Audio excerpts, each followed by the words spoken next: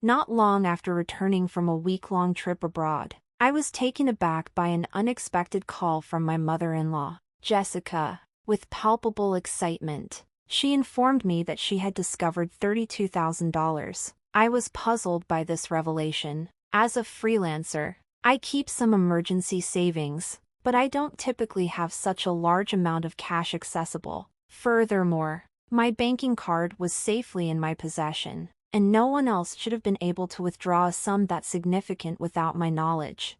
Jessica explained that she had taken the money from a drawer in our sideboard, believing that we were financially well off. While I appreciated her intentions, I was baffled by her assumption that I had authorized her to take it. This left me questioning the origin of the $32,000. The mystery lingered until a month later when Kevin, presumably her husband, came home. Despite this unexpected resolution, the air was still thick with tension. During that month, Jessica had called me over 136 times, which I had chosen to ignore. When I finally decided to answer, she launched into an unclear accusation. It was evident that she was upset, but I couldn't discern the reason. Her incessant calls had begun to irritate me, and when I confronted her, she shifted the blame onto me for reasons that eluded my understanding. This confusion only complicated our interactions, as I struggled to navigate the misunderstandings surrounding the unexpected discovery of the money. As the situation unfolded, I could hear Jessica's voice over the phone, but she was addressing Lisa, a 33-year-old freelance jewelry designer. Lisa shared her aspirations and personal hurdles with me, revealing her strong desire to have children, despite her demanding career often getting in the way. Lisa's husband, Kevin, also 33, had initially held a regular job but had since transitioned to managing her burgeoning career. When they married, Lisa was just starting out and earning a modest income, so they relied heavily on Kevin's steady paycheck. However, by the time Lisa turned 30, her business had stabilized and grown, necessitating additional help to manage her increasingly busy schedule.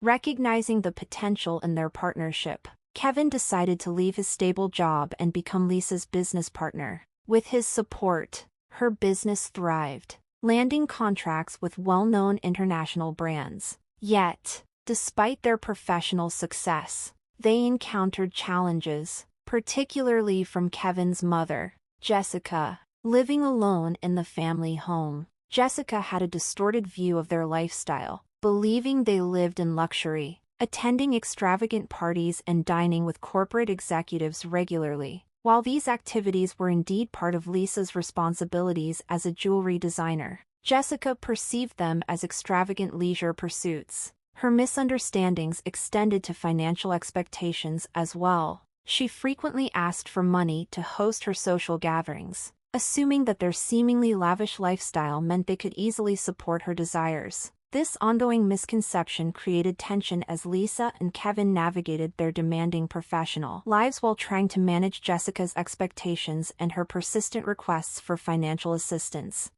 Although I could financially support Jessica, the lifestyle she envisioned for us wasn't as glamorous as it seemed. The events we attended were costly and represented essential business commitments that we couldn't afford to skip. Living in luxury was part of our professional image, requiring us to dress elegantly and dine at upscale restaurants. Despite this, Jessica often expressed her envy of our lifestyle, usually with a sarcastic tone. While I consistently declined her requests for money, Kevin, as her son, sometimes acquiesced, viewing it as a small concession to maintain peace and avoid disrupting our work. However, this only seemed to encourage Jessica's demands, escalating our frustration.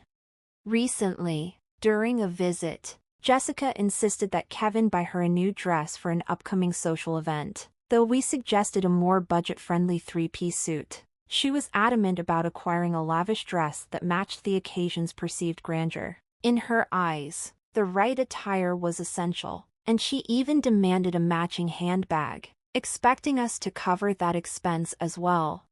To better manage these ongoing financial demands, Kevin decided to set up a credit card in Jessica's name. instructing her to use it for her expenses. At first, she overspent, prompting Kevin to intervene. He then required her to consult him before making any significant purchases, aiming to balance her autonomy with the need to keep her spending in check and maintain our financial stability. Despite having access to a credit card, Jessica's spending habits didn't change significantly. She even bought an expensive ring without informing us, leading to quickly rising costs that became a financial burden. Kevin, who handled the bills, soon realized the situation was unsustainable. Frustrated by her lack of consideration for the financial implications, he decided to impose a spending limit on her card. When Jessica discovered she could no longer cover her latest shopping spree due to the new limit, she stormed into our house, furious and questioning the fairness of the restriction. She argued that her desire for luxury and fun was no different from our professional need to dress up for glamorous events. We attempted to explain that our appearances were tied to our business success. At product launches and events, the luxurious settings were integral to our work. However, Jessica viewed these occasions as mere enjoyment, failing to recognize the professional obligations behind them. After we implemented the spending cap, her complaints subsided somewhat, though she still occasionally expressed her discontent to Kevin. Life continued relatively smoothly, and as the year came to a close, an exciting business opportunity emerged. A foreign brand approached us with a chance to expand our operations internationally. This proposal thrilled me. It was a significant step toward joining the ranks of top-tier designers. Kevin, who managed the business aspects, also saw it as a unique and valuable opportunity that we needed to pursue. Despite our enthusiasm, both Kevin and I were apprehensive about how Jessica would react, given her history of extravagant spending. When we shared the news of our potential international expansion, her response was as we had feared. Jessica accused us of planning to live extravagantly abroad under the pretense of work, expressing concerns that we might relocate permanently. I tried to soothe her anxieties, assuring her that we intended to return once our business affairs stabilized overseas, but she remained anxious about being left behind. The ongoing debates were exhausting for both Kevin and me, realizing we couldn't bring her along but still wanting to offer some consolation. Kevin, weary from the constant arguments, proposed a different solution. He suggested sending her on a week-long vacation. Jessica accepted this compromise, half pleased and half skeptical. Kevin committed to covering her flight and hotel expenses, hoping it would bring some peace. Unfortunately, the tranquility was short-lived. A few days later, while Kevin was preoccupied with arrangements for our overseas venture, Jessica dropped by our house with yet another request. She wanted additional money for shopping during her trip abroad. When I asked about the credit card Kevin had given her, she confessed that he had taken it back, worried she might misuse it due to fluctuating currency rates. I explained that I couldn't authorize any financial assistance without Kevin's consent, and the conversation ended with Jessica storming out in frustration. As the new year dawned, Jessica embarked on her 10-day journey. Upon her return, she called me, bubbling with excitement from her trip, but soon admitted she had overspent on souvenirs. Growing increasingly exasperated, I confronted her about the money she claimed I had set aside for her, a sum I had no recollection of ever allocating. The conversation quickly escalated. I knew I had savings earmarked for business emergencies, but there was no way Jessica could have withdrawn any cash without my knowledge. Then she dropped a bombshell. She claimed to have found $332,000 in a drawer of our sideboard. I was taken aback. Keeping such a large sum of cash at home was out of the question for us. I firmly told Jessica that if she had taken any money from our house without permission, it amounted to theft. Regardless of our familial ties, I emphasized the seriousness of the situation, especially if Kevin had intended that money for a crucial business deal. Throughout her trip, there had been no disruptions in our business transactions, which made Jessica's claim even more suspicious. With a casual demeanor, she admitted to using the money, as if merely informing me would resolve the issue. I pointed out that taking money without permission was not just unethical, it was illegal. When I expressed my concerns about her sense of entitlement, she defensively argued that since we lived so extravagantly, she saw no harm in sharing a taste of that lifestyle, suggesting it was akin to doing a favor for a parent. This rationale only deepened my concerns about her grasp of boundaries and responsibility. I found Jessica's reasoning to be completely inappropriate. She had taken money without permission yet seemed unfazed by the seriousness of her actions. She confidently assured me that I would be able to discuss the matter with Kevin upon his return, certain that he, as her son, would understand her perspective. She even made a flippant comment that $32,000 wasn't a significant amount for him. While I agreed to pass along her message, I felt increasingly unsettled by the entire ordeal and was astounded by her blatant lack of self-awareness. As we ended the call, she casually thanked me and asked me to send her regards to Kevin. Still perplexed about the presence of $32,000 in cash at home, I confronted Kevin about it when he returned that night. He explained that he had withdrawn the money from his bank account 12 days prior for an urgent payment that required cash. I was surprised he had chosen to keep such a large sum in a drawer, given the obvious security risks involved. Kevin looked troubled when he asked if I knew anything about the cash. Earlier that day, Jessica had called, gleefully thanking us for the $32,000 and mentioning how much she enjoyed spending it. I was bewildered by her statement until it became clear that the money did indeed belong to Kevin. However, we were still left in the dark about the intended purpose of such a substantial amount. I questioned Kevin about why he had left such a large sum of cash at home, especially since we typically conducted transactions through bank transfers. He revealed that after limiting Jessica's credit card, she had covertly borrowed money from various sources, including consumer finance cards and credit cards opened without his knowledge. Discovering this added another layer of complexity to our already strained dealings with her. In response, Kevin took a decisive step by collecting all of Jessica's credit cards and preparing cash to address her escalating debts. Despite giving her the money, he was acutely aware of the risk that she might spend it carelessly.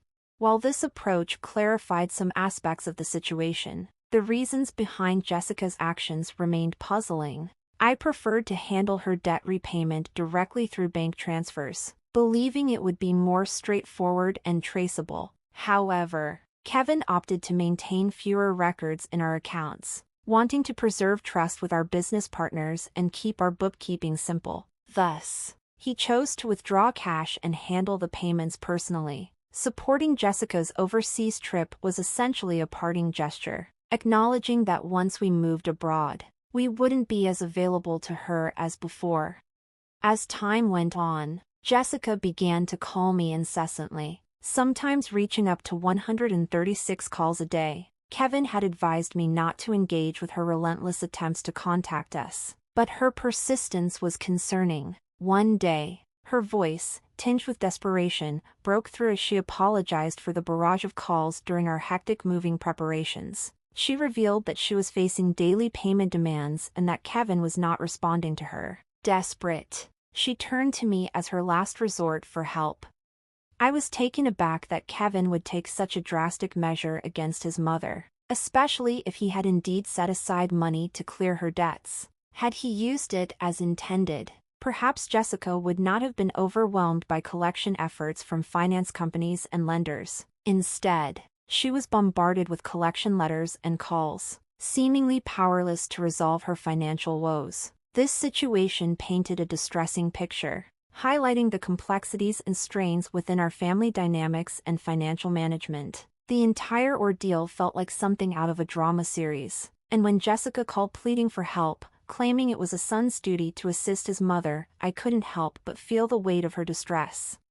I mentioned her pleas to Kevin when he came home, but his response was unexpectedly harsh. He coldly dismissed her, pointing out that Jessica had squandered her chances herself. Following his lead, and despite my desire to help, I decided to block Jessica's number. She was Kevin's mother, and if he chose to distance himself, there was little I could do. As the day of our overseas move drew closer, I found myself surrounded by boxes in our cluttered home, overwhelmed by a profound sense of helplessness regarding Jessica's predicament. The situation had escalated far beyond what I had imagined. Jessica had to sell her house to settle her debts, a drastic measure that underscored the severity of her financial woes. In addition to the $32,000 that Kevin had earmarked to help her, it emerged that she had concealed even more debts. The total was so substantial that even after selling her property, she couldn't fully clear her obligations. The revelation that our home had to be sold was a stark and painful reminder of the depths of Jessica's troubles, leaving an unimaginable total balance still outstanding.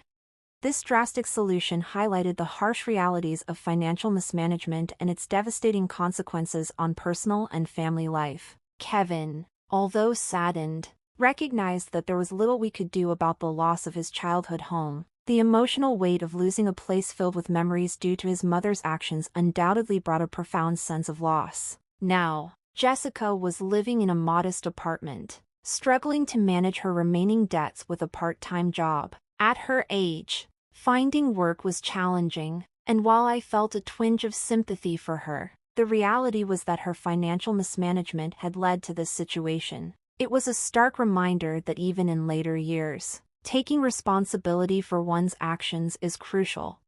Meanwhile, our business was flourishing overseas, opening doors to opportunities one had never anticipated. Back home, we received inquiries from various brands, and I found myself navigating offers from unexpected places, an exciting development that significantly broadened our professional horizons. The success was gratifying, but it came with its challenges. My schedule was so packed that finding time to rest became increasingly difficult, and Kevin was equally busy with numerous responsibilities. Amid this bustling new life, the thought of starting a family seemed more like a distant dream.